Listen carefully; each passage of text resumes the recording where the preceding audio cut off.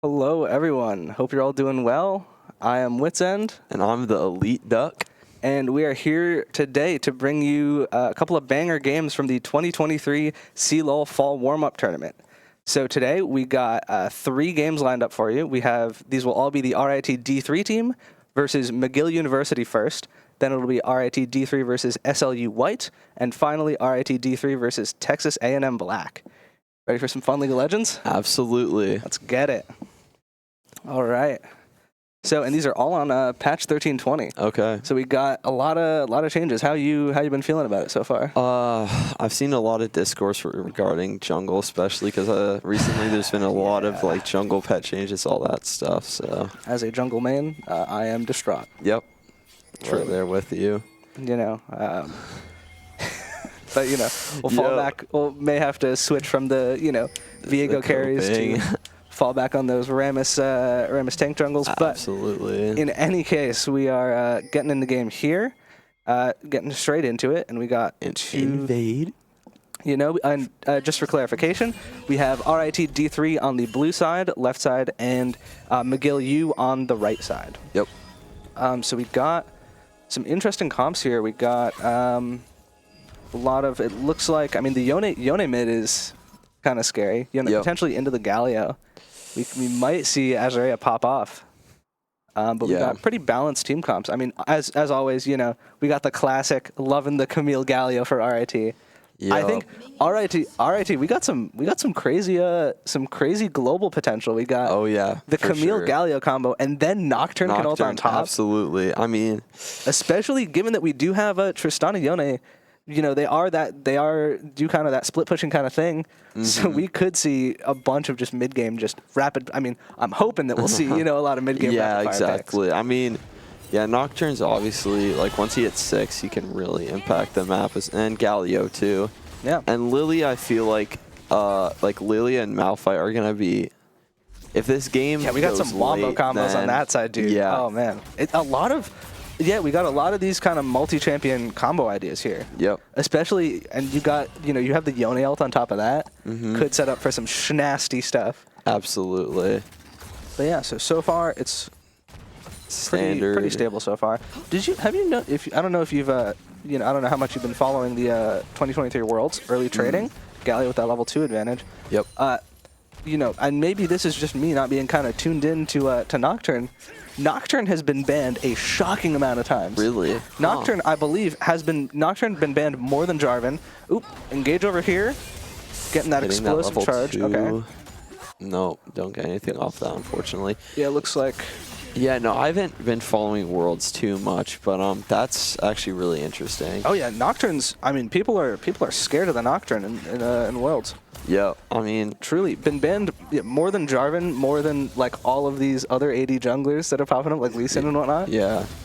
I mean, Nocturne can be very annoying to deal with, especially like even if he doesn't use it to go in, having a full map. Yeah, that darkness. And God forbid, I mean, if you're playing against a team that's got a Kennen player. Oh yeah. That is a tried and true combination, even in the Worlds. Yeah. So, right. A little bit of we got trading. Pretty heavy trading in the mid lane. And top fight lane up there. Well. And bot lane. Lots of skirmishing right now. Lilia is bot side. Yep, yeah, we did have, it looks like we had a top side start for Lilia, bot side for Nocturne. Just, it looks like this is going to be a pretty conflict-free early jungle. Wow, Azarea taking... Very good prediction on that Q. That was very well played. That's a big chunk. I mean, I think, if you're Elias, I think you're really hoping maybe catching a couple of these Yone Q predicts maybe, and then if you can get that TP advantage, that can be really crucial, especially when we are getting to those, that level 6 with Galio where you're really looking to ult into bot lane or top lane, and ideally be able to just TP back, no consequences. Exactly, yeah. All right, quick with the push in. We'll see if he goes for... Malphite, no mana. This is Cannon Wave, though. Yeah, so that's only Wave 2. There's no kind of potential for a cheat or recall or anything yet. Yep. So the good news is this is going to push back into Camille, so we might see a freeze get set up in the next couple minutes. Ooh, going Lilia for the taunt. looking mid though. Okay. This could be. Nope. Okay. Galio gets out. We're all chilling here. Yeah. Yep. And Nocturne just taking that base, so Nocturne will be at a very slight advantage because we see Lilia go back to that clear as they're pushing in bot lane. But, you know, Nocturne has that pickaxe. He has that kind of nice timing. You know, so if Lilia were to go back mid or top or something, that's no items versus a plus 25 AD Nocturne. Yep, absolutely. Looks like a couple of pings. Looks like Vision is going to stave off that gank attempt. And yeah. Rel goes up to clear it. Yon going back in to get those uncontestable trading. Because that's what Yon likes to do. Oh, yeah. All right. Yeah, pretty stable game so far. Yep. Got the recalls coming through. Bobek. Deciding to not go through with them, but... All right. Not sure what their plan was. Oh, Nautilus in his favorite position inside a bush with no vision. Decides to just... Right. And it looks like we do have kind of this a lot of movement, somewhat of a I mean, you know, we see maybe an attempt from Lilia, but Vision just clears that. Yep, so we're absolutely. kind of in a bit of a chill state right now. Both junglers kind of down to farming. So. Yep. RIT having the ever so slight gold advantage. But ounces make kilos, baby. True. 300 gold, that's a whole kill right there. Looks like... Did you see a push in here? Yep. Although, yeah, I mean, no jungler attention here, so this is just going to be straight up pushing, maybe a base here. Yep, looks like we will get that. Malphite basing top lane, and Galio's placing a... Looks like a control ward and Pixel. Yep, yeah, we saw that Lilia gank from earlier, just kind of clearing that out for later. Both mid laners 6, and also Galio has that mid lane ward to maybe try to see roam attempts, which potentially is happening He does have level 6 now, so the Camille Galio combo is up.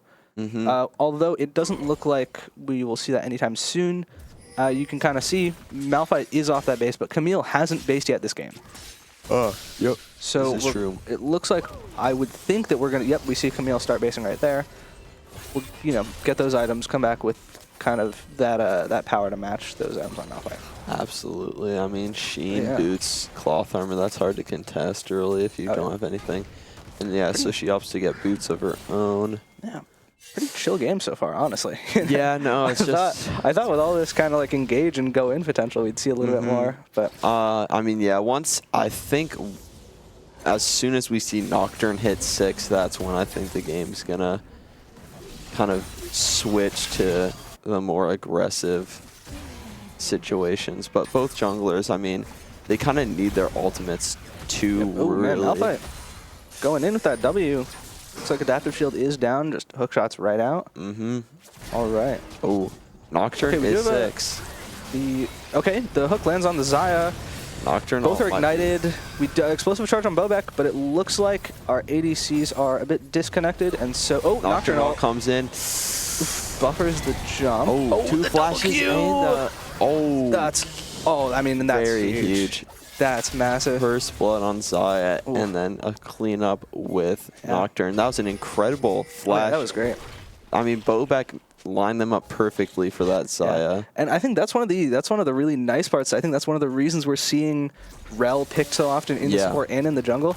That Q, I mean, that 2-man Q, that Q is such a low cooldown. Exactly. Such a great just ability for, you know, getting 2 or 3 casts in a fight and getting that stun over and over again. Yeah, even after, and you can see, like, you know, we used the mount, we used the Q initially just to get onto them, and then we used the Nocturne ult and Fear, and we still had CC after that to lock them down finally. Absolutely. I mean, Rel has like so much CC built into her and gives her laner additional resistances as well. So it's just like everything you could want in support. So. And the best part, we have fighting mid lane. The ult comes down on the Soul Unbound. A little too early. Yep, just barely misses, and that will mean that Galio lives to see another day. Does drop the flash, but so does Lilia, so it's more of an even trade here. Yep. Yeah, I don't think Lilia potentially could have opted to ult there, but this is. Yeah, we see. This is a rough. I mean, it looks like RIT D3 bot lane takes. We have Rel roaming up to mid.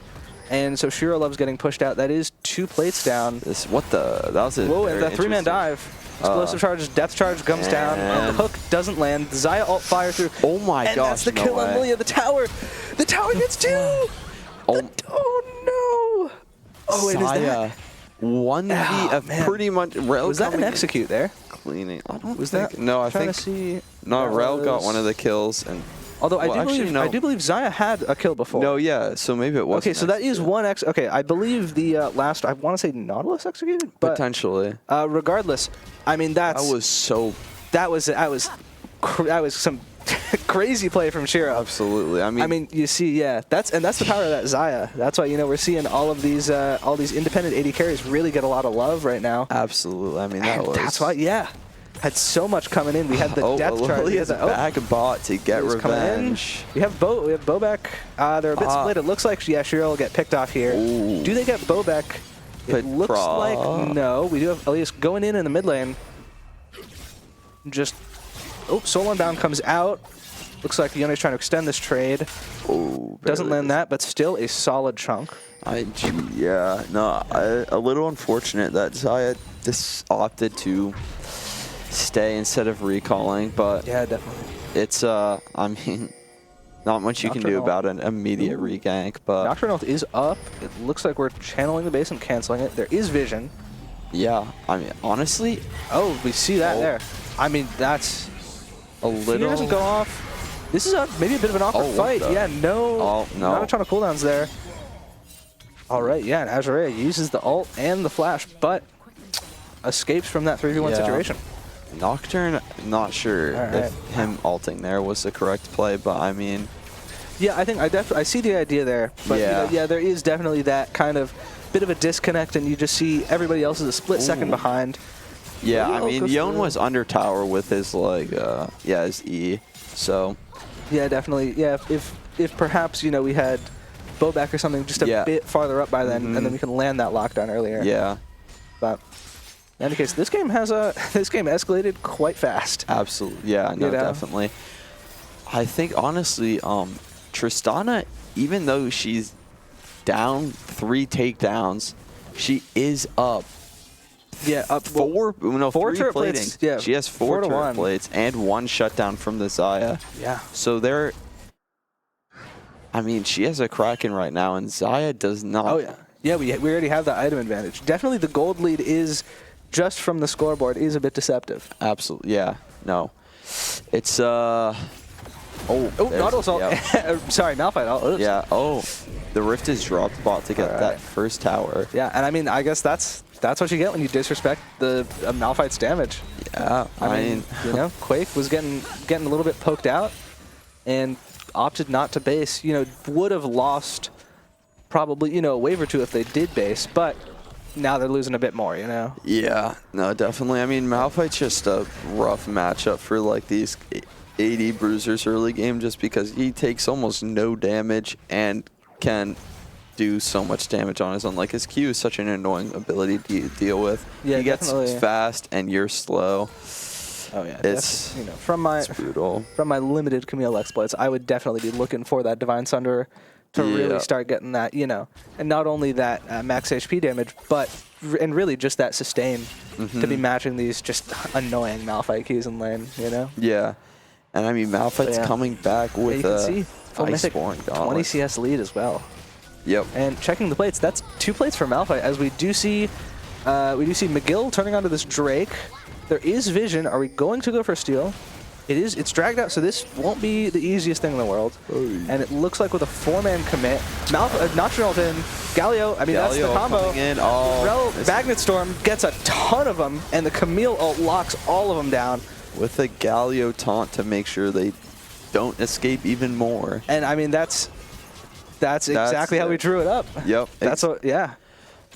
So picture perfect team fight right there. Oh yeah. So that is the Drake over to McGill, I believe. Yep. But that'll be 3 kills over to RIT, and I mean, I think, as somebody who is not biased at all, I think I'm pretty happy with that play. Absolutely. I mean, that was very the flash ins, just immediately engaging to punish that.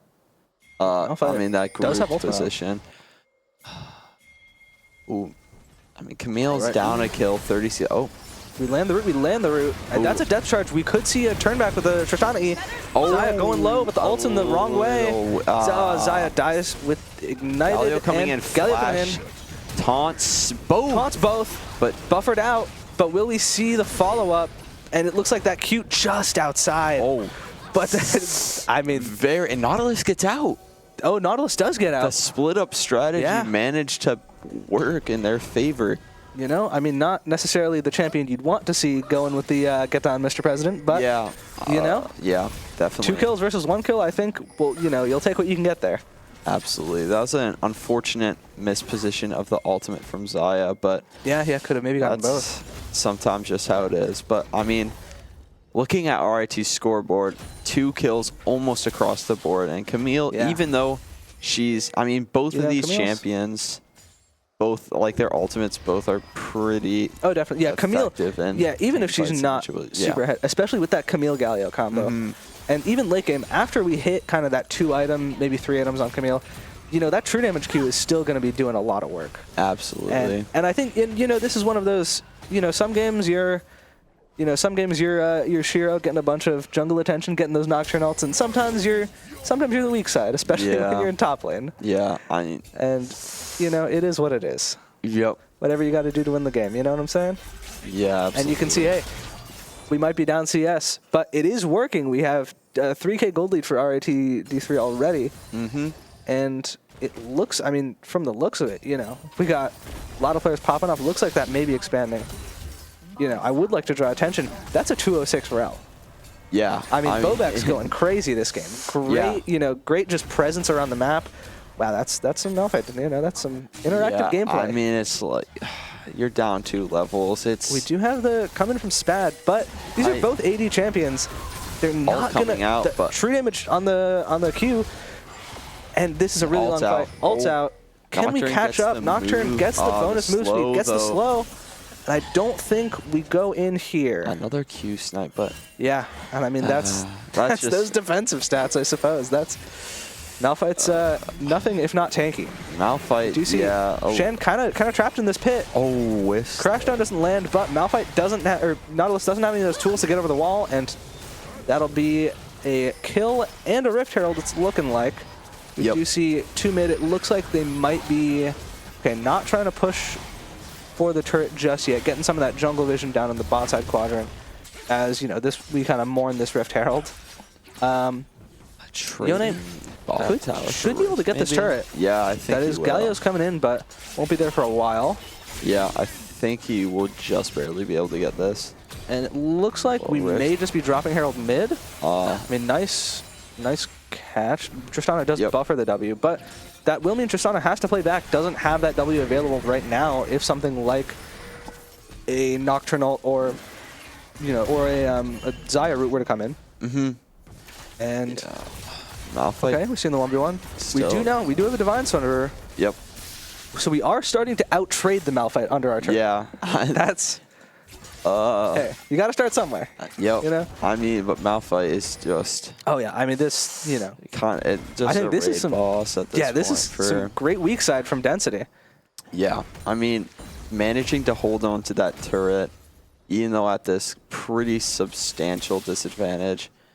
Okay, so we are playing to protect that turret. Oh wow, playing a little more aggressive than expected. Yet it's this turret's working. It looks like many casters. So disappointing, but you can try your hardest. But in the end, pulling 3 top though. Lilia, 3-man up in there. That does look like it is. That will be a sacrifice of the Cloud Drake. Yeah. Sorry, the Hextech Drake. I am being lied to by the client. No problem. That is a Hextech Drake going down. That is. Which, incidentally, great for Nocturne and Zaya. Very, very good. I mean, really for the entire team. I mean, attack speed and like ability haste is obviously always. Yeah, I guess that ability haste is even on people like Camille. Even with that already low cooldown. Oh, Yone going in. Spell shield broken. Or sorry, the fear tether broken. Stride breaker though, giving Nocturne that tankiness. I think he needed to survive that, or at least come out healthier. Just Just going to be landing some counter jungling. Mm-hmm. Yeah, and that is a pretty significant jungle lead we've been building. You know, about 20 CS, 204 to 010. Yeah. And I think that CS lead with the addition of these Hextech portals is probably only going to get larger. You know, those portals are really letting you get to their jungle super easily. And if you have the power to kind of assert that dominance and walk in their jungle blindly, knowing I will win this fight, gives you that extra. And Lilia opting for the Rod of Ages. The Rod of Ages. Yeah. Not something I don't remember. I believe it's usually we see Leandry's. Yeah, Leandry's maybe a Rift Maker for that survivability, but I guess I do think it is a bit of a curious choice, given that we do have Malphite and Nautilus, so there's definitely no shortage of tanks. Yeah. But it could just be maybe like a trying to play safe. Yeah. No, not get one shot by that Nocturne. Potentially, like there's not a lot of.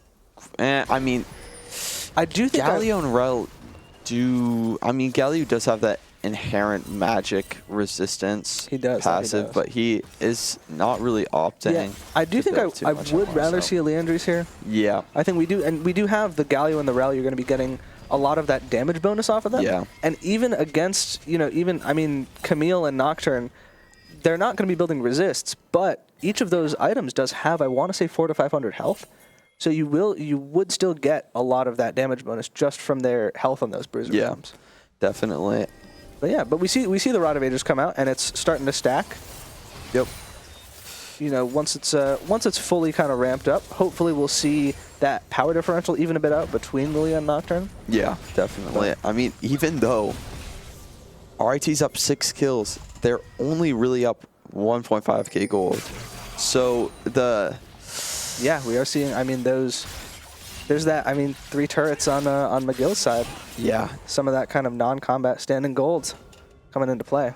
Yeah, no, Malphite having 40 CS lead on Camille, and I mean, it's pretty much CS leads all around except for the jungle, so that's just kind of the importance. How are we looking on items here? So we do have, it looks like the item differential has kind of leveled out. We were seeing some, yeah, so it looks like, I mean, we do have, earlier we saw Tristana with the item advantage, but now it's Xayah with the full Navori Kraken. Yep. And other than that, it looks like we're kind of on what item across the board? Never mind. Caster Curse. Nocturne just finished that Black Cleaver. Yeah, no, I mean, Nocturne's, even though his item power spikes, I mean, Stridebreaker's obviously good, but Black Cleaver is going to really make it so he can hopefully shred and allow his team to actually kill the Malphite, because, I mean, Malphite's just been... Oh, yeah, that's going to be, I think, especially going into late game. Yeah, just growing top lane, pretty much uncontested. Sunfire. Like, oh, Sunfire. So this Malphite just got... Now he's going to start to melt, too. Put him in the microwave. Yeah, no, I mean, if Malphite lands a good ultimate, it's going to be pretty rough for... Yep. And I guess that will be something interesting to look at in these later game team fights, because, I mean, if you got that, you know, Camille, Galio, Nocturne combo, that does put a lot of your members right on top of each other. Yeah. So we could see a kind of attempted counter engage. Yeah, that would be... that. I mean, with Malphite, Lilia, Yone, you know, the fear goes off, but we just flash out. Okay. So that cooldown will be down for the Drake fight. And it looks like, hey, managed to do Camille's noticeable damage. Yeah, we're starting to land these, and you know, that true damage, I mean, always going to be pretty significant. But we are starting to manage to land these trades. We're starting Baron right now. Whoa, okay, crash down onto Yone, goes into the Soul Unbound, but he has to come back. And it looks like we're just turning on for now. Yone ults in, we have a Magnet Storm, Nocturne ults onto the Tristana, lands it, and Tristana's going down. Sleep from Lilia, though. And Xayah's just melting. Lilia's a little too overextended. Galio pops Hourglass, and Malphite. All over. Do we get the Nocturne? We do get Nocturne. Malphite requiring 5 members of the team to even take down, and bringing one down with them. That was a very chaotic fight. I mean, all over the place, flashing, ulting. I mean, Lilia managed to get a good ult, but she was, unfortunately, not able to do enough damage to the back line to really do anything. And then now RIT They went from a slight advantage to a pretty large advantage back in with full Baron. It's going to be... Yeah, already we have a 4.5k lead, and we haven't done those Baron pushes yet. And yeah, I mean, as you said, you know, it is some good looks from Lilia there, potentially, but we see, I mean, McGill was a bit split, you know? Yeah. I mean, obviously it's cool that Malphite lived that long and managed to take down Spat. Yeah, but on the other hand, you know, that means that that's a Malphite that was up at the top of Baron Pit, hitting, we do have. And also, no. Really going in. Xayah. Xayah still hasn't Nocturne used ult from last fight, so that's... Okay, this dash, I mean, and they're just cleaning up now. Yeah, but yeah, no, it's... I think you can see, you know, there is, you know, we do have that kind of, that split fighting kind of awkward thing, right, where we have Malphite on the back end, and definitely Malphite can impact these fights, hitting people like Nocturne and Galio, but, you know, you're really not going to be, you're not getting that kind of impact you want unless you're getting to that Xayah. Exactly. But yeah, and that's really who Malphite can... Yeah, but then again, Xayah just has a I go away now ability, Definitely. which she didn't use last fight as well, so... Well, yeah, and I think we can see, you know, we had that kind of split Malphite and Tristana up top. Yeah. And Lilia, you know, Lilia got onto the Xayah, but on her lonesome, once we have Bobek kind of turn and help peel, it's just not enough. And we have, you know, Shiro really carry that cleanup on the back end, just knocking him down with those 2 items. Yeah. No, and now, you know, Shiro, 7-2-7 on the Xayah. Jeez. That's what you want to see. And Camille managed to pick up a kill lead of her own. And now, after the Baron and the Dragon fight, I mean, she's now now we're looking at pretty strong, starting to stack the Ravenous. 1v1 here. The Adaptive Shield tanking a lot of damage. Soul Unbound. Oh my! Half of Yone's health disappearing in one attack. And hey, we were talking about that. True damage ramps up 2 to 3 items. Jeez. And that was a 2-stack Ravenous Hydra. Yeah. No, I mean, Ravenous. It looks like, Azarea, tempting fate. Uses the dash. I mean, Soul Unbound. The flash Q2. Okay. Very YOLO. Yeah, it looks like that Lilia Q did not land, so we don't have a sleep angle. I mean, and it's just... And this is the Camille that we were looking for this whole game. Yep. You know, just absolute side lane menace. Yeah, I mean, Malphite, really, even though he's strong, it's like Camille, Malphite kind of has to be in these team fights if his team wants any chance of winning them. But Camille, we have the Nocturne Camille coming in. Wow. Camille, Quake taking some turret shots, but drops the aggro. Malphite does come in, looks like we'll get Spad, and now it's a 3v1 with the depth charge. Does Quake go down? Quake does. Interesting flash from Malphite. I mean, I guess Camille's very mobile, which depth charge was coming in, and her E was just used, but just have to make sure. Yeah, definitely. You want to make sure, you know, especially with these bounties landing. Hook onto Xayah. Xayah comes back. Nautilus coming out of the back. Coming in, but and the Tristana's down. Ton of damage landing on him. Bobek back in the turret. I mean, Galio gets the taunt, but it looks like they don't have the follow-up to be able to land any more damage. And Bobek, I don't know if that was a flash or a hex flash, but I think that was a flash. Yeah. Flash. Okay, gets over the wall. Will get away. And we're seeing a little bit of, over-aggression here. You know, we saw, Quake initially had a really good fight against Azarea, but then, you know, sticking around, going in with the Nocturne, and ultimately getting that collapse from McGill and losing another 2 in the mid lane. I mean, and now definitely the lead is still fairly substantial, but these Baron buffs are down. Yeah, no, you know, definitely. So, I mean, that was a very, they just... McGill managed to take advantage of the fact that the team was split up, and they tried to play a little too aggressively. Yeah, which I mean is fair because you were up like so many kills and so much gold, but the team is they're still in the game. They're not they still can put up a fight as we just saw. So. Yep, and I think that's, you know, we've definitely seen this in league games before. You know, you get ahead early and you start getting a little cocky, but yep. And so it can be kind of easy to throw games sometimes if you... Yeah, you know. And then it's... This Tristana, you know, granted, some of these members are still... They're keeping up in CS, so even though they don't have a ton of kills, I mean, Tristana's 3 items to 3 items. Yeah, I mean, she's on both of Xayah's shutdowns, so... Yeah. And we were talking earlier about... Lilia is down an item, but that is 10 stacks on the Rod of Ages. This is true, yeah. So that has gotten there. Seeing the... on an Azure Rare. Precision Protocol. True damage has not come in yet. Ooh, and we get the knock-up to cancel the true damage precision protocol. Yone down. And Malphite. We see a re-engage here. That's a 3-man potential sleep. This sleep go off. Malphite has ult. Ooh, Nocturne. But they're a bit split up, so we don't have any big Malphite ult angles. Nocturne ult goes down. To prevent that vision from Malphite to see if the ult was even worth going for. So they managed to just trade some ultimates and 1 death towards the McGill. For sure. Team. All right. So so we have a bit of an awkward position here. We have 10 seconds. If you're McGill, do you think, like, walk me through, how do we feel about contesting this streak? We are down 1. Malphite goes in. Never mind. We are. Magnet Storm comes out. Lotusy, the Xayah Blade color. And well, and that's so much CC. That's game. I feel. Yeah. Baron's almost up. That's Soul. Drake's up, but I think we can just end here. They're just gonna go for an end. Wow, and I mean that's exactly, you know, we were talking earlier about these just layering CC with the Galio with the Rel especially. I guess one thing we didn't mention earlier, the Magnet Storm into the Galio ult. Yeah, no, that was I mean those big AoE ult. Oh, Yone ult comes in.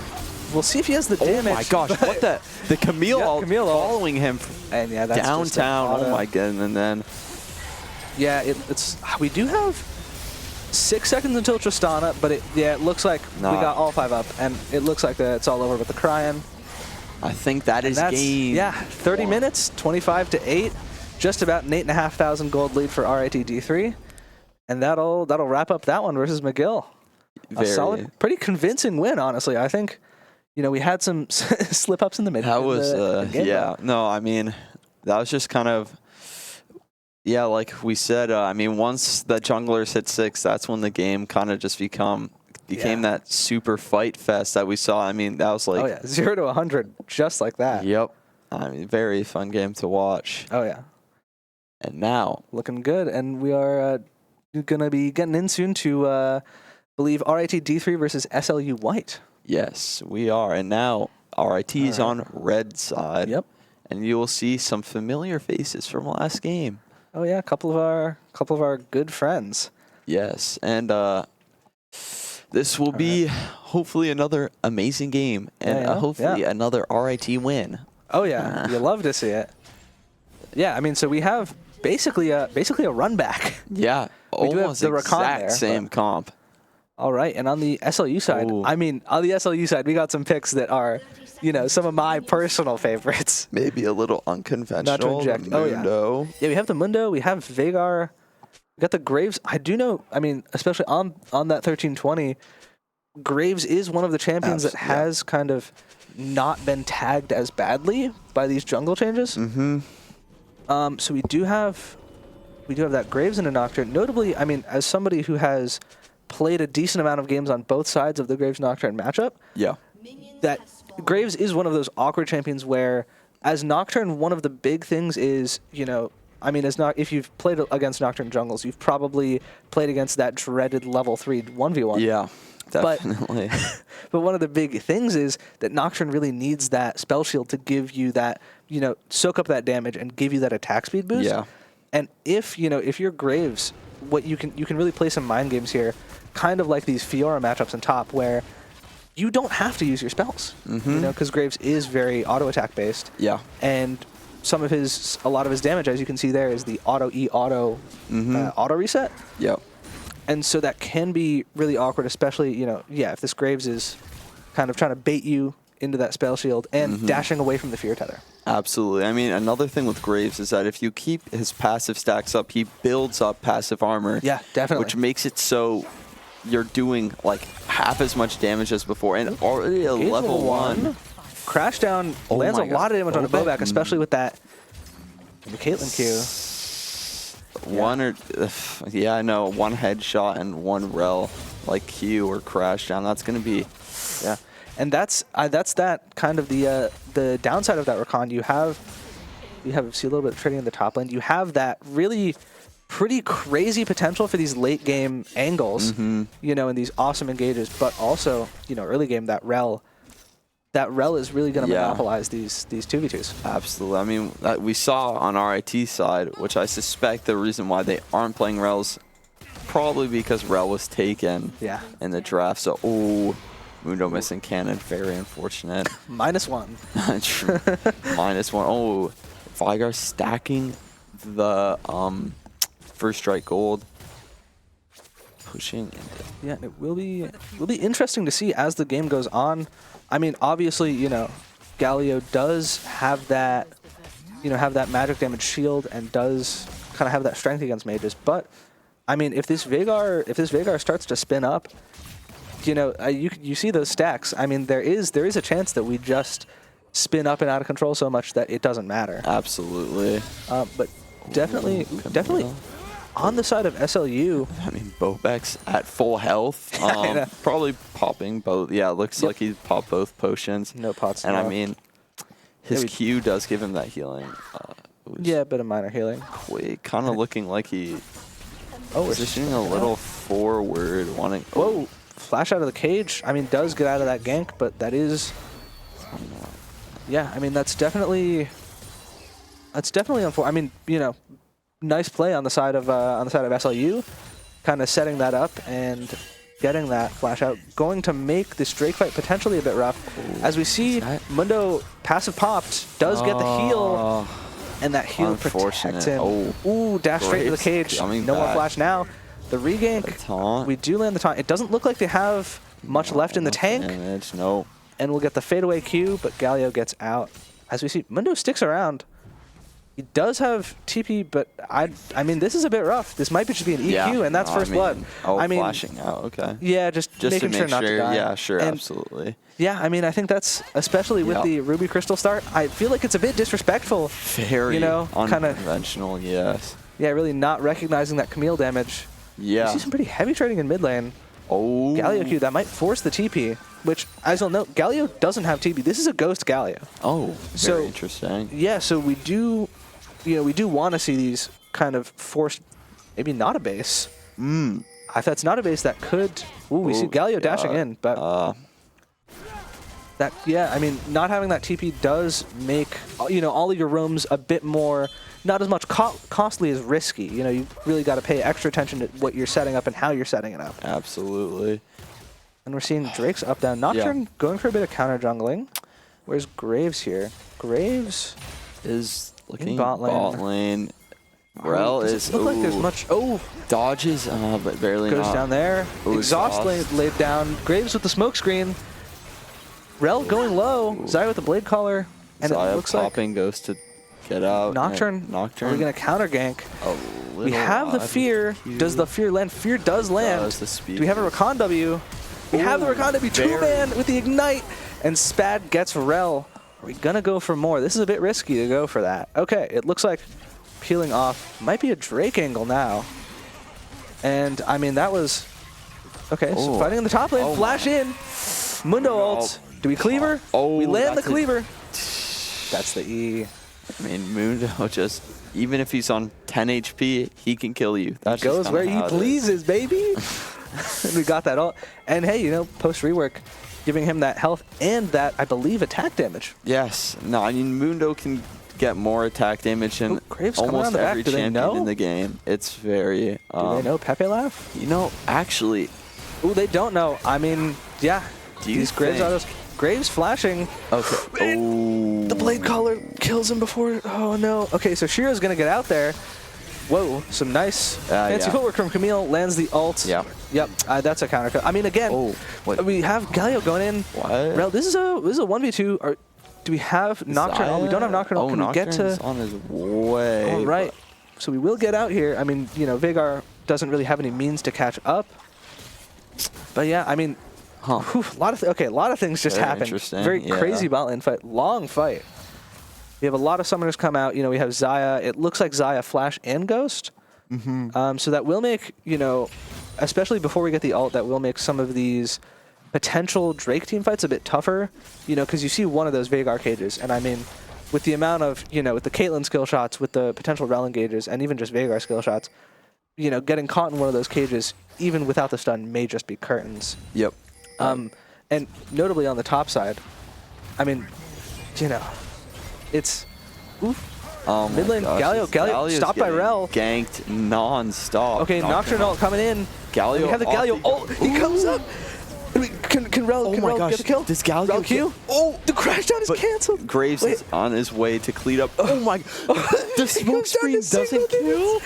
Oh no! Oh, that's brutal. The magic resist coming in. Yeah. Because smoke screen does about 5 magic damage, but it would have potentially been enough to survive there. But that built-in magic resist. And I mean that's just tragic. I mean, you know, some things you chalk up to straight out plays. Some of them are just luck. And I mean that's a mixture of, you know what they say, luck is when preparation meets opportunity. Mm-hmm. And you know, I mean Alias just sneaks out with like single digits. Yeah, I mean Galio's been ganked like 3-4 times and has managed to get out unscathed. 0 deaths so far. Oh yeah, this is some fantastic weak side playing. Absolutely. I mean, Vigar hasn't even gotten anything out of like any of these ganks, and Galio's already just. I mean, when you're playing that much for your mid laner just to not really get anything out of it, that just feels really bad. But the bot lane, even though. Oh, but speaking of Graves, he's on his way. Graves going bot lane, and that's just. I mean, I think we're really seeing. Mundo kind of, yeah, Mundo playing pretty disrespectfully, really kind of not, I guess, not knowing the damage he's going for the hard steal. I mean, I figured with the Ruby Crystal Star, I'm like, okay, he's probably going to do a hard steal rush, just because since Mundo gets attack damage with health, and if he builds a Titanic, you can be seeing late game Mundos with 500 AD. Oh yeah, do more damage than like any champion in the game while having 10k health. Yeah. It's if the game goes late, we could see an unkillable Mundo god. Could see some raid boss action. Hell yeah. But yeah, and I think unfortunately what we are kind of starting to see here in this early game is one of the downsides of these champions like Veigar, like Dr. Mundo, who are very strong in their own right, but do kind of start to struggle in these settings with we're getting Nocturne ulted here in the studio, but these champions like Veigar and like Mundo, they kind of struggle in this setting with more communication, right? Where we have, obviously, if you have one form of CC, this Mundo is, I mean, basically unstoppable. Absolutely. But when you have this, you have this team that is going to be calling, all right, let's focus in on this person, this person, this person. I think what we're going to see is, this Mundo starts to, I mean, and even the Veigar, right? Like, a lot of these champions kind of revolve around you finding these angles that won't necessarily be as present with a more coordinated team. Yeah, definitely. I mean, I think from last game we saw that RIT has some incredible team fight coordination. Oh, yeah. Steal? Goes for it. No. A valiant effort. Yeah, worth a shot. It's always worth a try. But that will be the Cloud Drake going over. The Sunder is online for Camille. I mean, she's going to be... It's definitely Anthem Malphite. Oh, I mean... Yeah, and I mean, I think we're seeing... I mean, this is some aggressive trading down a Mythic. Opting to step on the Californian, what did I just say? Opting to step on the canister. That's what, there we go. I forgot what words are, but happens to the best of us. Managing to, and going and back the hook shot comes in. Yeah, I think this is... and there it is. Okay, and hits the canister again. There it is. Nocturnal on mid lane. Flash out of Graves. Fear does not land. Neither does the Galio ult. Graves bumping his back out of there. All right, but yeah, the flash in, flash auto. This Vigar is unfortunately positioning a little too aggressively. Rel's going in. I don't think that, there's not much to be had. Nope, I mean, Nocturne can just get that speed boost with his Q. I mean, both Nocturne and Camille are 4 kills. I mean, Camille, when she gets this fed, even if Mundo's tanky as he wants, Camille will still be able to just melt him. Just these. I mean, yeah, even now we're already seeing just at the one item. Yeah. I mean, now that we have that Camille a bit ahead of the curve, these true damage Q2s are brutal, and we are seeing. I mean, this. I think maybe one would expect Mundo a little bit down to be playing a bit more back and kind of using those cleavers. No, I mean, hey, Mundo goes where he pleases. Yeah, and he is deciding to Taking those take the turret. plates are nice. I mean, just even his Q, though, because it does current health damage, a surprisingly large amount of it. Oh, yeah. One Q just is like... What is it? I believe at max level 30% current HP? Yeah, I mean, we're seeing it's like... Ooh, Heartsteel proc. There it is. I mean, Camille, though, even... Yeah, even now It's hard to say, honestly, who will win the fight, because, I mean, with Mundo ult, he can heal, like, 1,000 I think, yeah, well, HP, Mundo so. does heal a lot. I do think that, yeah, I mean, I think with the Sunderer, these Camille Q2s are just, especially, and with, you know, I think the part that really, Crashdown avoided. I think the part that really nobody... going back Two-man W. Graves does smokescreen the Xayah, and we do have a Nocturne ult. Magnustorm goes down, but they're all on the run already. The Rakan hitting Grand all Entrance of them clean. Gets 2. Do we get 3? Spad taking tower shots. Dodges the last one. Just gets out of range. Shimmy shuffling from the Rakan. TP comes in, but Veigar looking for potentially an ult, and do we see? Spad's walking back. Doesn't goes land down, but does Veigar himself? It's a big shutdown. Xayah fishing for it, and he goes around. My gosh! The taunt. I mean, they're just getting. They just can't move. Oh my gosh! This is they all go down bot late. Oh, did you get the last one? Oh, surely. Oh, okay. Galio. And this is that window fight. Flashing.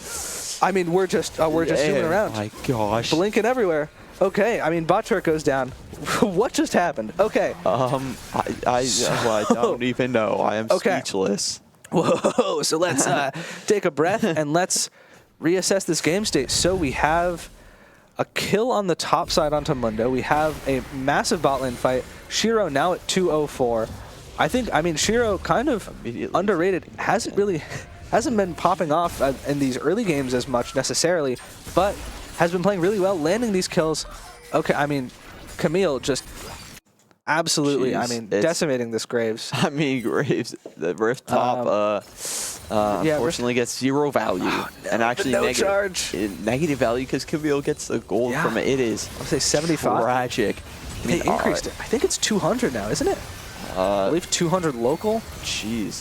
We do see the Veigar cage is providing some pressure for them to just hit Shiro, but I mean, you can see, you know, Shiro has been really good in both of these games. Galio taunt lands. Absolute fiesta of a game. Ghost comes through. Oh my gosh, the double. And they're not letting that damage. Magnet Storm is honestly keeping them in range. Oh my. Veigar ult. Oh, one little dink of an auto from the Xayah. Oh, the Xayah goes down. Xayah gets, I think, was that a Caitlyn trap?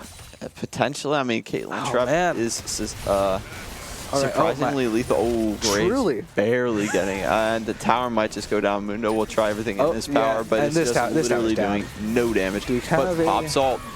This is a Q2 lands.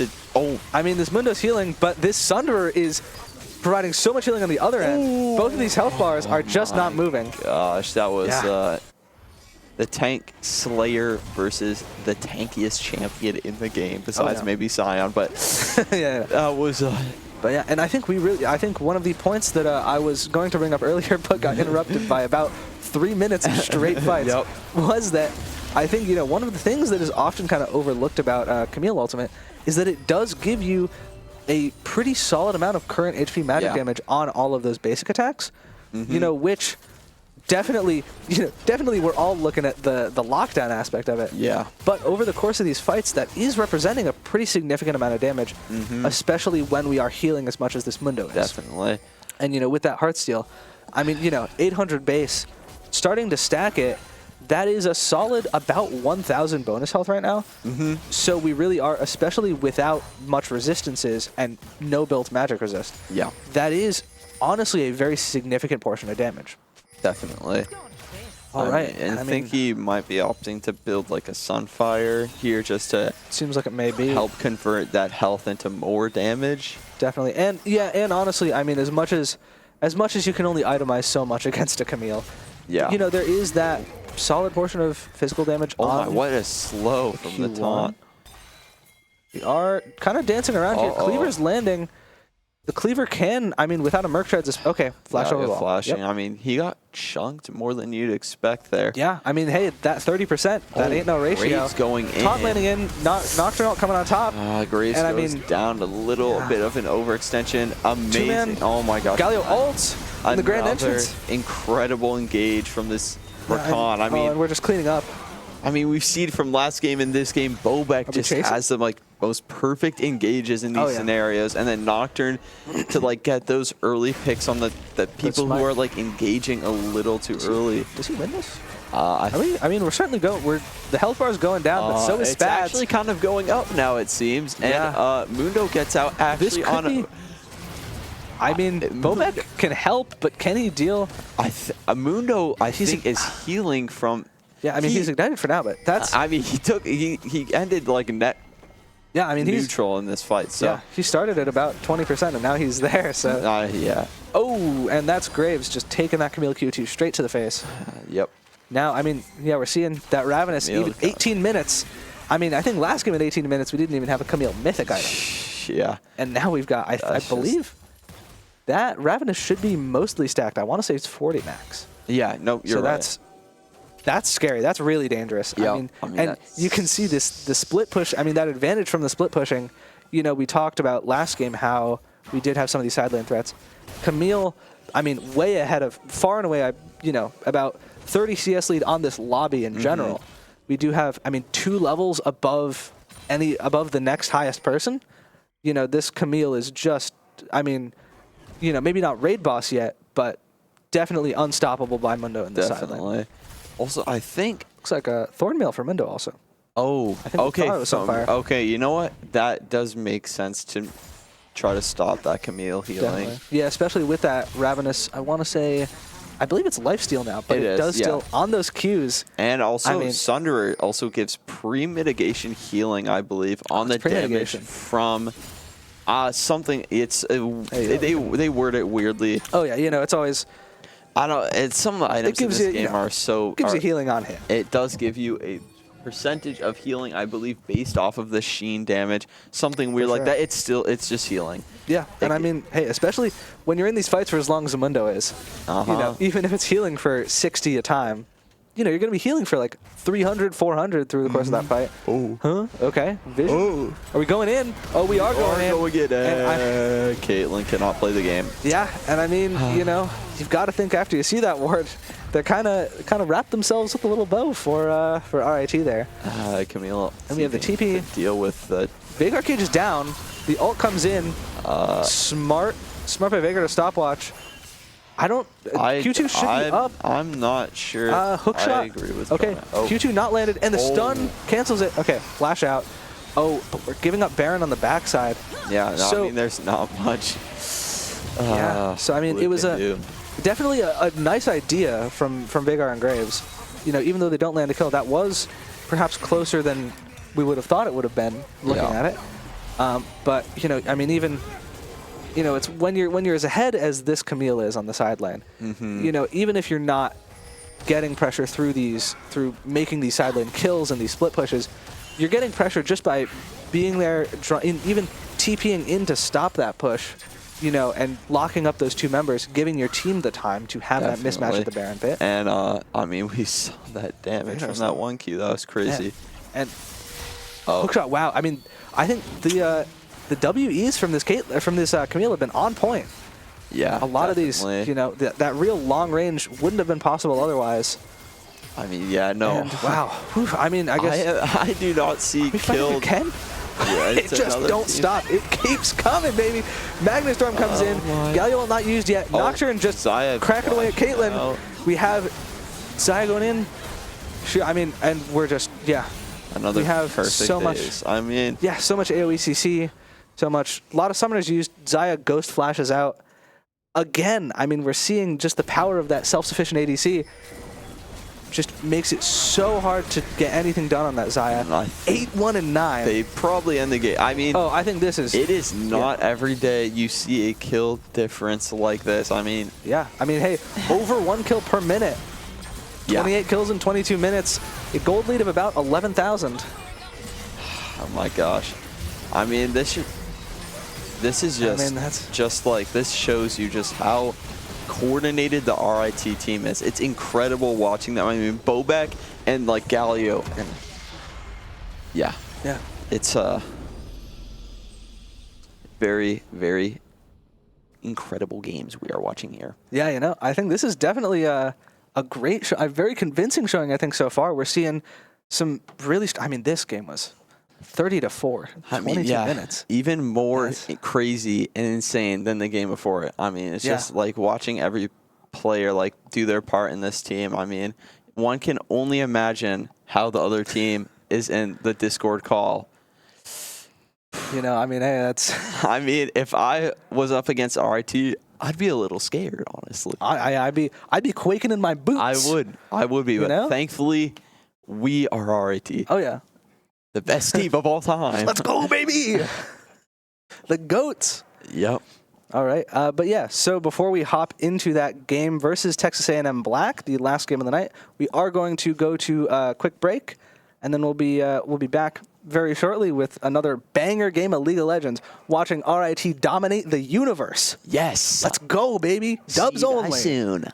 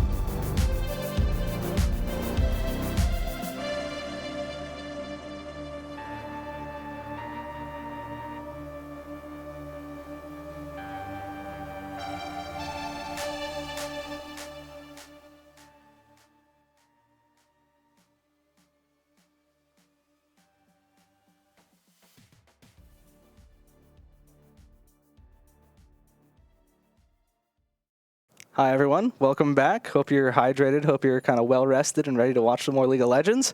As always, I'm Wits End. And I'm the Elite Duck. And we are about to hop into our last game with RIT D3 versus Texas A&M Black. Mm-hmm. All right. Yes, we had some good games so far.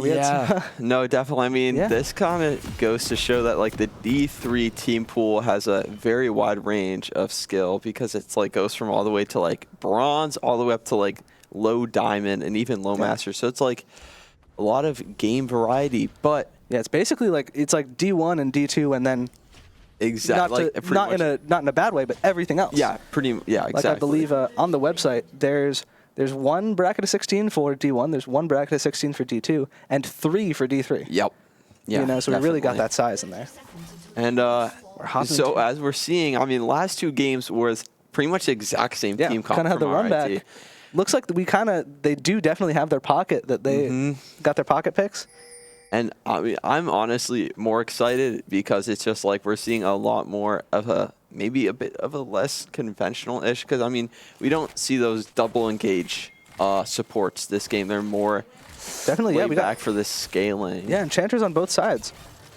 And I'm very curious to see how top lane's going to go, because I feel like Asante can just run all over this Sion. So it's going to be truly a ping, you know, chat's hidden, but truly I am hearing a cacophony of ping sounds. Yes, I feel like someone So might be perhaps somebody is getting lit up in the Discord.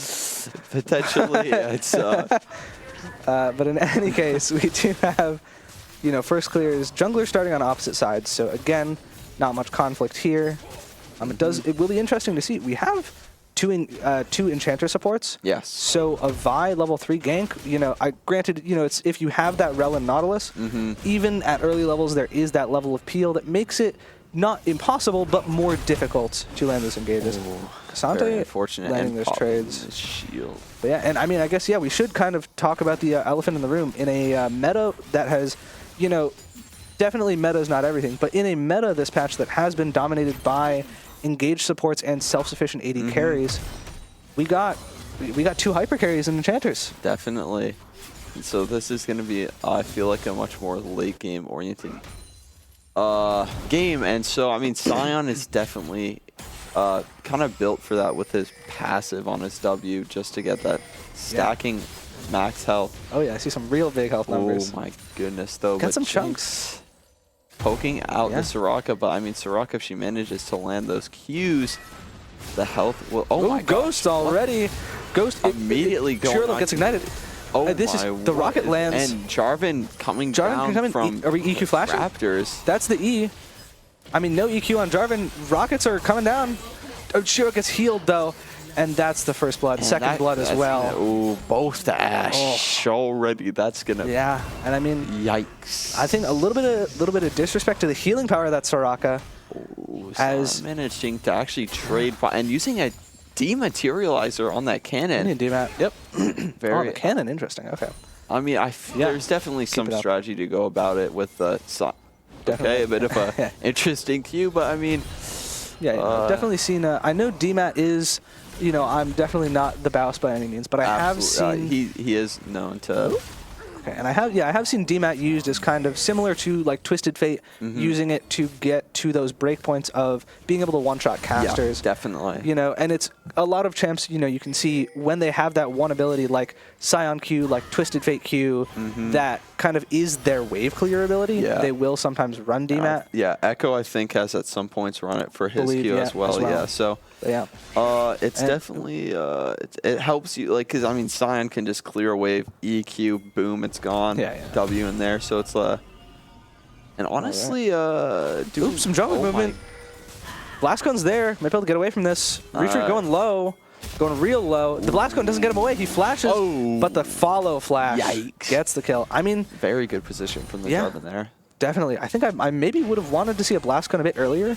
Yeah. I think we could have, you know, tried to, you know, kind of juke him and then position at the last second. I mean, Jarvan managed to stick right on top of the Vi to try to prevent that, like, split positioning. So yeah, definitely knows he's very strong right now. Definitely. You know, off of that bot lane fight, I mean, this is, you know, definitely more eventful of a game than I thought we would see from Azir mid, Sion top, Ashe bot lane. Definitely. I mean, that was the Ashe. I mean, early knew the jungler that was early play. in the vicinity. And getting that Jarvan follow, and honestly, and that's Soraka healing. I mean, that's Soraka healing. I think there were about 2 points where I thought Shiro was definitely gonna die. Yeah. And I forgot too. Soraka just instantly, you know. Yeah. No, I mean that bonus move speed towards damage. I mean, she can zoom and opting actually to even go, yes, 2 boots on the. I figured Ashe maybe would go for the Zerkers just to make sure that she can stick on top of her targets, which we will see. We have a fight here. No vision in the bush. We get the Ashe W. But the root, Spad coming in, and that's I mean, back. And it's just very tragic. Hey, strong side bot lane, baby. Yeah, I know. I mean, this Jarvan's way of the world.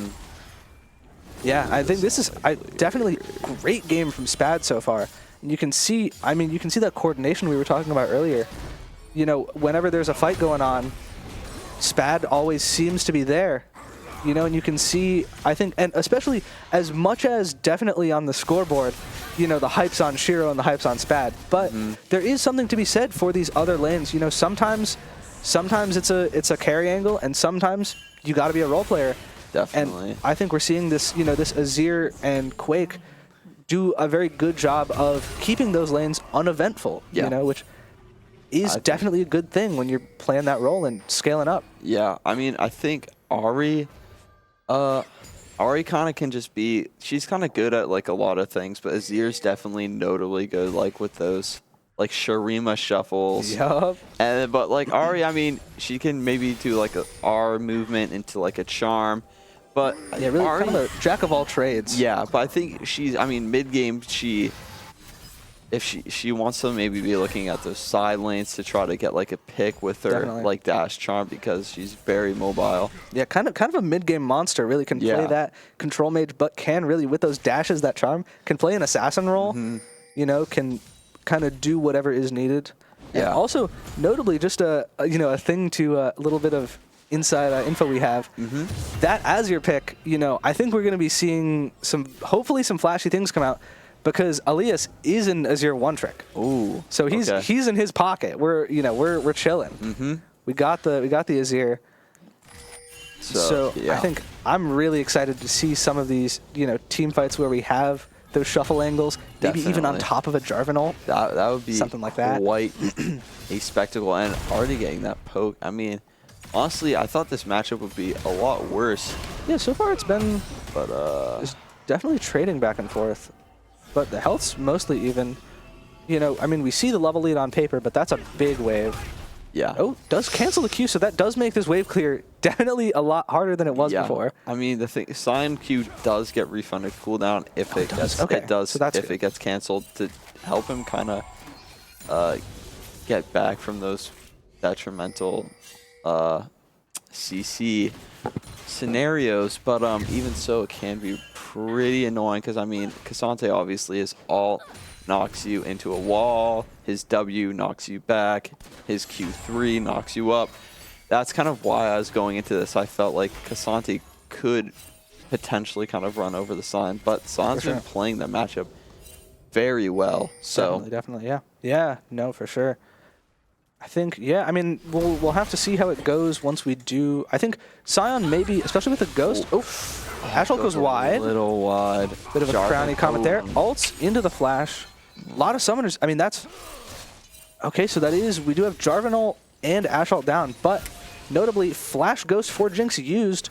Yes. So, given... I mean, just looking at these timers here, if we do go for Drake on spawn, we will have that advantage of both ults up without any of the summoners on Jinx. Yeah. And, I mean, I think that's going to be kind of pivotal, because, we saw in 1320, notably, I believe this was 1320, one of the changes, I don't know if you know, Jinx passive stacks now. Oh. So when she gets that bonus, with that bonus attack speed, every time she gets another takedown, that goes on top, and she gets more and more. I feel like she's had that before, potentially, because I remember back in the day when Lethal Tempo was first, I believe, released. I think, or his first. I think when Lethal Tempo was first, before I think they even reworked it to make it now what it is today. Oh, with that attack speed. Yeah, I think like where it could remove the attack speed cap. I think I do recall seeing a video. But I mean, since Jinx has been so dominant in like the past few years of competitive play, I feel like they would have removed it. But now, I guess it's came back. I mean, I don't know if you've seen there's some like Twitter clips and stuff of people in practice tool just absolutely turning that Jinx minigun into a straight up laser. Yeah, no, that's where I remember seeing like you could reach like 5 attacks per speed or something stupidly crazy. Oh yeah. Even potentially more. I mean, and Jinx with the move speed too is just like it really she's just like a mobile attack turret. Literally, it's almost nothing you can do. It's kind of reminiscent of like some release Zeri type stuff. Granted, no dashes, which is definitely dashes do kind of set Zeri apart, and especially with that Jinx range. Yeah, I mean, it's such a rough thing to be in a team fight with that one pick on the Jinx. Yeah, I mean, this matchup definitely. I mean, honestly, I might even call this favorable for Sion. Yeah, at this point in time, definitely. I mean, and especially when you're on that champ that really is just playing that neutralizing role. Yeah. And I mean, Cassante doesn't have any armor right now, and I mean he has scalings with armor, and I mean Sion does primarily. Oh, we have ADO movement down bot side sees the ward. Notably, we might. It looks like this Herald is almost Herald on Vi. Looks like we might just have to place. Oh, maybe I'm a liar. That was not a cooldown. Getting a little baited by the UI, but regardless. Of course. I mean, are setting up. So okay, Drake has been started. Jarvan is in the area, but it doesn't. Looks like he's finishing up Raptors. Maybe just a mid play. Interesting. Okay, we are seeing some Sion on the top side. Of course. I love directed camera. Wahoo! The bush, pixel bush. But in any case, could almost had a pincer. Oh. Vi gets it, and a Spad's just out of position now. Ari stacking up those dashes, getting those takedowns. Yeah. Shuffle, but yep, just getting him away. But, oh my coming over still with those dashes. The the cease and desist. And Elias falls for it. There's unfortunately no follow-up for the Jarvan, but I mean, it was kind of hard to because he was just there in front of the entire Herald team. used. Okay, yeah, so I think we're going to get this gold lead might be flipped in a second. Right now, it is about 500 gold to RIT, but that's 2 plates. Maybe even, that's 3 plates. Jarvan coming in. Spad coming back in. Hopefully. But yeah, I mean, in that Drake fight, there is just Spad on the Raptors kind of takes a bit too much time and gets to... a bit of an awkward make or break position where he does choose to go for the steal, and in doing so puts himself in that position to be one-shot. And then after that, it's even if you would like to turn away. Jarvan ult in on no flash on Jinx. Yeah, and she's just down. Not much. And that's that payoff from those earlier ganks. Ooh, EQ flash. Let's go, baby. Does he die to turret shots? Just makes it out. Okay. Manages to just barely survive. Wet noodle fight up in the top lane. So, you know how it be. Slowly going back in. Maybe wet. Maybe some wet pasta versus dry pasta fight. Yeah, I mean, hitting a little bit harder. But yeah, and I mean, I think that is the downside of this Azir early. He definitely has some mobility and safety, but when you're up against a Vi Ari with that, with the point and click with Ari getting the takedown reset on those dashes. Definitely is a dangerous thing. You can't necessarily... TP in from Ari. There it is. Does the Charm land... Have we used the Charm? No. Charm lands. And Shira's... Yeah, Shira's really going to be down. Bobek and then knocked up. And that's a double kill. Heals herself with the ultimate. I would have maybe tried to do it a little earlier if you were going to use it to try to maybe save the Ashe, but definitely. I mean, there's the Ari, like we said earlier, trying to get into those side lanes. Definitely, and she pushed that gold advantage she got. Yeah, and I mean, that's first turret goes down.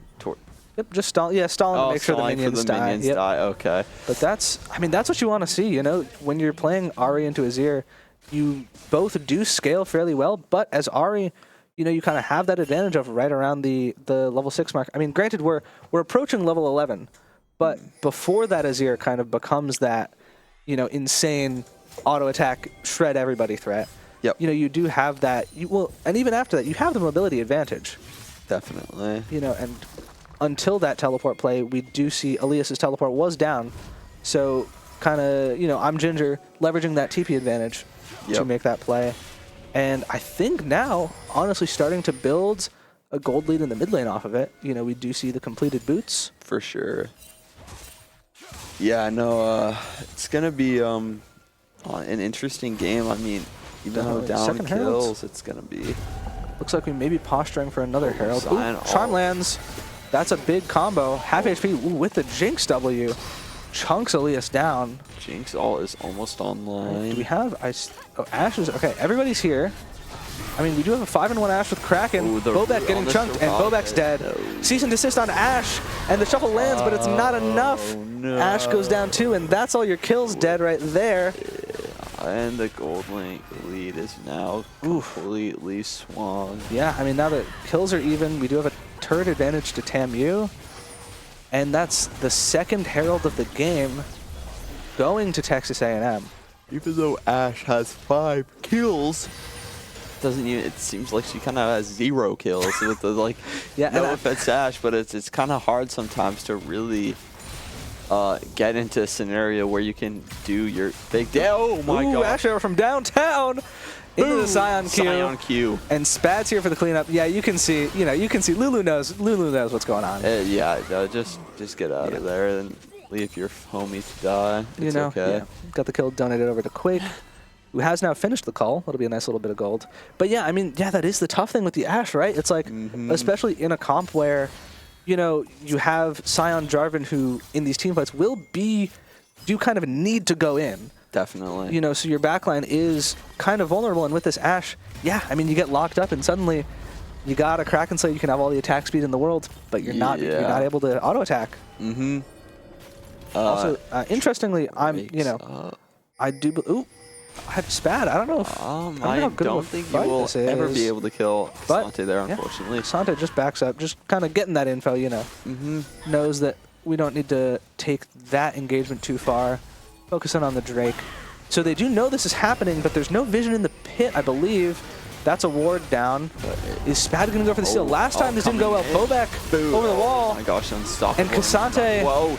Cassante all out. Does he die? He goes down. Bobek alive. Shiro going very low. Lulu's down. Lulu's low, but Ari dashing around. No dashes left. Elias goes for the shuffle. Spad. Jinx gets Spad, and can Jinx clean this up? Jinx cannot. Yeah, you can see, she might get away, but the Scion definitely can't be killed with that Sunfire, with the tabbies. And Lulu goes down. That was, oh, what a snipe, but will Scion be able to get the E? The E? The E, oh my he's gosh. Crazy with it. Oh, the wombo combo. Lord, this Ashe with her snipes. Oh my god. Hey, we were talking about coordination. Yes, I mean, oh my gosh, that was... Yeah. Jeez. Oh man, I guess that's the value of that. That Ashe pick. Even though you may be very vulnerable in your ability to output damage, you've got that really crazy stun. I think it's a 3-second stun. I want to say. That global ability can set up a lot of plays even when you are not directly in the fight. I mean, yeah, we see the... Wow. And I mean, now it's, a second ago we were talking about how this game was looking up for Tamu. And now it's a 3K gold lead. Definitely. And, again, definitely not a death sentence by any means. No, I mean, we've seen Tamu manage to really put up a good fight, even though in these slight goal deficits. But, absolutely. I mean, Scion, though, is just going to, the longer the game this goes on, the harder it's going to be for them to deal with the Scion. Scion's starting to get ahead. He's 25 CS lead. Yeah. About big. 7 or 8 CS a minute with my very horrible rough estimations, but just been opting for those team fight positions with his ultimate and really putting in the work. So interesting that the Heartsteel is second. I think, honestly, as far as just like usefulness in fights, I do think there is definitely something to be said for the Heartsteel second. Yeah. As much as it does, it definitely slows down the big numbers. Yeah. But I mean, yeah, having no resists until basically your second item.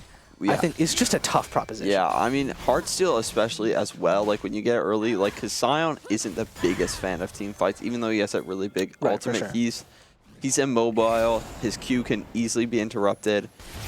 Like, opting to finish it second when your team is actually going to be team fighting more, where you can get like 3, 4, 5, like those multiple Heartsteel stacks per fight, and on top of that, they're giving more health because you already have that completed Sunfire, and Sun's passive has been built up more. So I think it's honestly the correct play here. Oh, definitely. Yeah, I agree. And I mean, they have like the AD stacking too, like on the Vi, the Cassante. I think Cassante does primarily AD. I believe it's there has I know a couple of patches ago there was a pretty significant change to his damage types. Okay. But I want to say he is still mostly AD, especially I believe. And those Sheen procs off the Iceborne, I believe, are 80 as well. Okay. Yeah, but no, very, And, I mean, and the Jinx is definitely going to be outputting a ton of 80.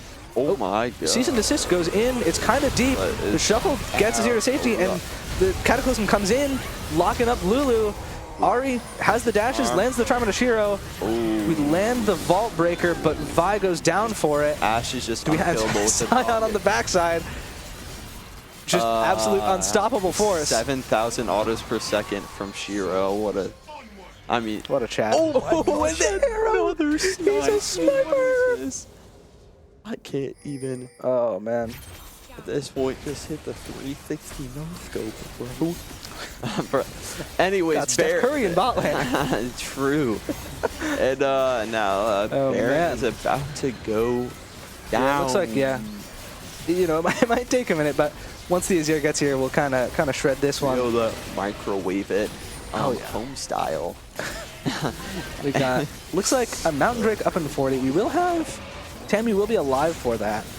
But, I mean, you know, again, this game state was looking a lot more even, but now, especially with that 1,500 gold from the Baron just injected straight in, 6K gold lead. And again, I mean, you know, even after, you know, a number of fights early game where we were kind of lamenting the difficulties of playing Ashe, I mean, Shiro, 727, 150 gold bounty. You know, really getting through it all. Spec goes in. The EQ, yeah, you only won out of position, no flash. Oh, Lulu shield and speed. And another. Again! You got these half quarters. Sorry, Spec going in. The unstoppable force, I believe it's called. All right. Oh, the Shurima shuffle. Azir one trick going crazy. Oh, the ace. Oh, that was. I mean, that was beautiful. This is, I mean, oh my gosh, in all these games, RIT, no matter what, even if they're down, the team fights are always on lock. Truly, artists on the rift. And, you know, I truly think we won't be seeing the Elias's here too many times. Yeah, I mean, you know, if I were looking over these replays, I would know what one of my bands was. Yeah, so, and yeah, I mean, you know, we're getting some fun kills on the back end. Just we're chilling. Wrap it up quick. 23-minute game. I mean, it's just like Quake just taking the autos. This just should prove how much of a beast he is and how strong the entire team was. And final score 23-8. Win in 23 minutes. Another kill a minute game. Oh my gosh, wow. RIT. Yeah, just about 10,500 gold lead. I mean, again, truly, I got 3 very convincing showing. I mean, you know, hey, I'm gonna, call me crazy. We may be the best team that has ever lived. I think it's potential. I think, I'm pretty sure we could probably be any LCS, any LCK team potentially. I feel like, but hey, I don't see NRG winning all their games with a kill a minute. Exactly. See, this statistically proves it. Yeah. But now, I mean, this incredible showing could potentially lead RIT to winning the entire D3 division. Yeah. I see the potential here. Oh, absolutely. I mean, with this, we are that win over TAMU places RIT at, I believe, 8th seed out of what I want to say is around 750. Given that I believe the regular bracket size for D1 and D2 is 250, and we do have that triple size with the 3 brackets. Okay. So, granted, somebody can fact check me if they really want to, but regardless, great showing from RIT D3. I mean, we're happy for them, super proud of the guys. Yes. I mean, and that'll be just about it for today, I believe. I think you are correct, and so thank you everyone for tuning in to our massive following, and I hope you stay tuned for our next games for the RIT League of Legends Esports team. Hell yeah. Yeah. So as always, I've been Witsend. And I'm the Elite Duck. And we'll see you later. Thanks for watching.